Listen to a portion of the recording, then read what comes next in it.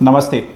आज बात करेंगे और अभी बात करेंगे कि नॉर्मलाइजेशन की प्रक्रिया क्या है और बड़े या छोटे परीक्षाओं में ये कैसे बाधक बनती है, और ख़ास करके 17वीं बीपीएससी से संबंधित या किसी भी पीसीएस स्टेट पीसीएस के से संबंधित ये जो नॉर्मलाइजेशन है ये कहीं से भी ठीक नहीं है। तो बिना समय गवाए चलिए शुरू करते हैं। सबसे पहला नॉर्मलाइजेशन ऐसे समझ लीजिए कि क्या होता है। नॉर्मलाइजेशन सीधे सीधे जब एक से अधिक संख्या में पेपर अभ्यर्थियों से लिया जाता है, परीक्षा एक से ज़्यादा तिथि में या एक से ज़्यादा शिफ्ट में लिया जाता है, और एक ही परीक्षा में जब अलग अलग सवाल अलग अलग अभ्यर्थियों से या अलग अलग शिफ्ट के अभ्यर्थियों से हल करवाए जाते हैं, तो उस समय नॉर्मलाइजेशन लागू किया जाता है कि उनका कोई सवाल और था और पहले शिफ्ट, मान लीजिए 2 शिफ्ट में परीक्षाएं हुई, तो पहले शिफ्ट का कोई सवाल और था, दूसरे शिफ्ट का कोई और है, तो एक ही रिजल्ट, एक ही कट ऑफ जारी करने के लिए जो प्रक्रिया अपनाई जाती है उसको नॉर्मलाइजेशन बोलते हैं। इसमें सबसे बड़ी समस्या ये है कि वो लोग या जो भी नॉर्मलाइजेशन करने वाली जो भी एजेंसी है या जो आयोग है, वो अपनी मर्ज़ी से एक बताती है कि एक वैज्ञानिक पद्धति है जिसके माध्यम से कोर्ट भी जिसको मानता है उस पद्धति का हम लोग इस्तेमाल करते हैं।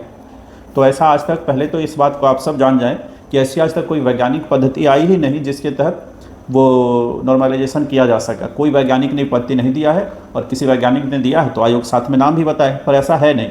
न कोई नोबेल पुरस्कार विजेता वैज्ञानिक है, न कोई भारत रत्न है, न कोई पद्मश्री है। तो ये सब जो बताया जाता है कि वैज्ञानिक पत्ती है, तो हो सकता है ये अपनी मर्जी से जो बोलने पर कोई वैज्ञानिक पत्ती नहीं है। दूसरा, इसकी समस्याएं कहाँ कहाँ हैं।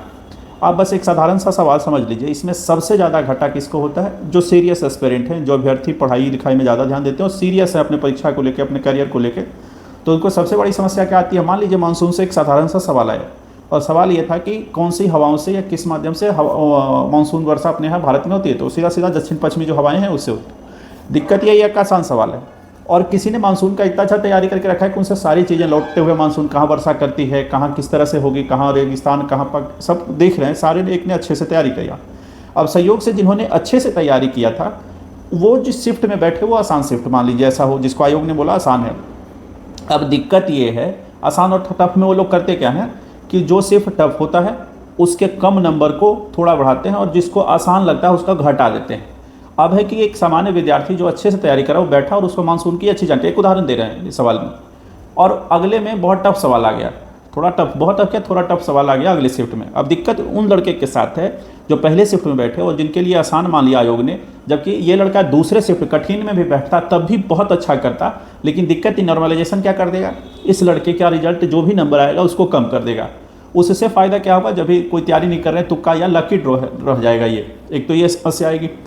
दूसरा, हर विद्यार्थी जब भी कोई भी चाहे तो वो कोर्ट चला जा सकता है सीधे सीधे किसी भी सवाल में, अगर उन्हें कम नंबर मिला। अभी होता ये है कि ज़्यादातर परीक्षार्थी तो गरीब होते हैं, उनके पास इतना सामर्थ्य नहीं होता कि वो कोर्ट चले जाएं, लेकिन कुछ अभ्यर्थी हैं जो सामर्थ्यवान हैं, वो कोर्ट चले जाएंगे। जैसे ही कोर्ट जाएंगे वो किसी भी सवाल को चुनौती दे सकते हैं कि आप नॉर्मलाइजेशन किस आधार पर किए, और ये नॉर्मलाइजेशन का तरीका कितना वैलिड है।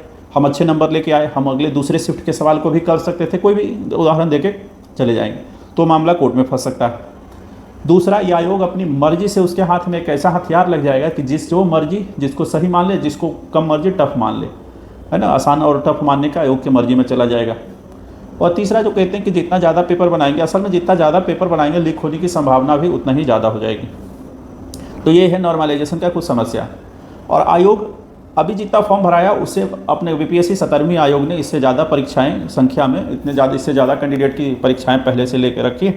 इस बार तो कम भी कैंडिडेट हैं। और आपको मालूम होगा कि अब हमारे पास सेंटर्स बहुत बढ़ गए हैं। इससे पहले आयोग ने 4.5 लाख लोगों का एक ही दिन में परीक्षा करवा लिया। अब हमारे पास सेंटर भी, बहुत सारे सेंटर बढ़ भी गए हैं और संख्या भी बढ़ गई है। जैसे बापू परीक्षा भवन है पटना में, कितने लोगों को पता है? यहीं आसपास में कुम्हरार में बनाया गया है एक बहुत बड़ा परीक्षा भवन, बताते हैं कि एशिया का सबसे बड़ा परीक्षा भवन है ये।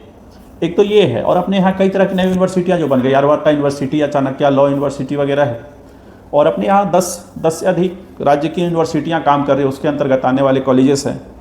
तो बहुत सारे सीट अपने यहाँ बढ़ गया है जहाँ परीक्षाएं ले सकते हैं, आराम से ले सकते हैं, कहीं कोई दिक्कत नहीं है। अपने यहाँ बहुत सारी सेंट्रल यूनिवर्सिटियाँ हैं, बहुत सारे स्टेट की यूनिवर्सिटियाँ, तो उनसे कोऑर्डिनेट करके बड़े आराम से परीक्षा लिया जा सकता है। अगर आयोग एक से ज़्यादा शिफ्ट या एक से ज़्यादा दिन में परीक्षा लेना चाहती है तो इसका सीधा सा मतलब है कि वो धांधली करना चाहती है, अपने लोगों को आयोग में भर्ती करना चाहती है। और अभ्यर्थियों से और जो परीक्षा की तैयारी करने वाले हैं उन सबसे अनुरोध है कि इन बातों का भी ध्यान रखें। आयोग ने कहा था कि 15 तारीख से पहले एक बैठक बातचीत करेंगे अपने अभ्यर्थियों के साथ, पर ऐसा कोई सुगबुगाहट दिख नहीं रहा, कुछ दिख नहीं रहा। उन्होंने कुछ शिक्षकों के साथ, जो अपने यहाँ के कुछ दलाल शिक्षक हैं, जो अपने आप को बहुत महान, और दलाली का नहीं, क्या बोलते हैं उसको, गुरु घंटाल, विश्व गुरु, ब्रह्मांड गुरु सब, और पायरेटेड सीडी फोटोकॉपी बेचने वाले सारे लोग है ना, जिसमें खान सर है, रहमान सर है।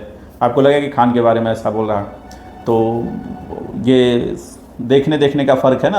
आप वीडियो में देख रहे हैं, कुछ लोगों को देख रहे हैं, आप ओरिजिनल में कभी सोच लीजिएगा। बहुत सारी बातों का जवाब तो हम अभी दे नहीं पाएंगे, आपका वीडियो बहुत लंबा हो जाएगा। बस ये सोच लेना कि खान सर ने जितना पढ़ाया उसमें कितने सवाल आ गए हैं पेपर में, बस इतना ही देखना। आप उनके सारे वीडियो देख लेना उसके बाद। और दूसरा, जो उन्होंने खान जी वो रिसर्च करके एक कोचिंग जो चला रहे हैं, तो आप देखना कि उनके कोचिंग में 90% से 95% के लगभग कोर्स तो दूसरे लोग ले रहे हैं, खान स्वयं ले नहीं रहे हैं क्लासेस। तो व्यक्तिगत तौर पर हम जो बोल रहे हैं उसको समझने का प्रयास कीजिएगा। खान सर ने जितना पढ़ाया, क्या उसका 1% भी उसमें आया क्या आपके सवाल में? अभी 39वीं से लेके जो भी प्रीवियस अभी 69वीं तक हो गया, करीब 25-30 सेट आपको मिल जाएंगे प्रीवियस ईयर के। आप कभी ऐसे ही खोज लेना कि कितने सवाल टच कर पा रहे हैं उनके पढ़ाए हुए का। तो सभी अपना ख्याल रखें, परीक्षा की तैयारी करें और